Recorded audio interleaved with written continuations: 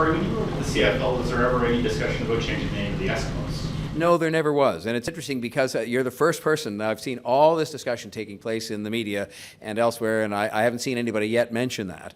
And again, that's a term that was, when I was young, which is ancient history, but I mean, it was a term that was routinely used even when you were studying in school to describe, our first our indigenous people who lived in the North.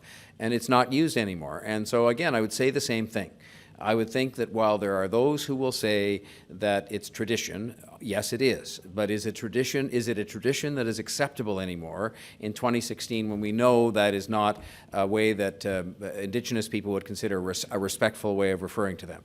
And so I think the initiative there rests with the Canadian Football League and even more so with the Edmonton football team to make a virtue out of something that is presently an irritant to many and worse than an irritant. And that is to have a contest and change the name and have some, when I say some fun with it, I mean get the community involved, and I think everybody wins out of that.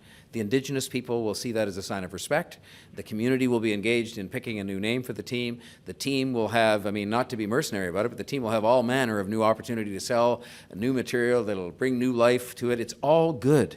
But the people who have to step up first are the ones that actually own these franchises and say, you know what, we recognize times have changed. We recognize it's 2016 and that these kinds of things can't really be defended anymore on the basis of tradition.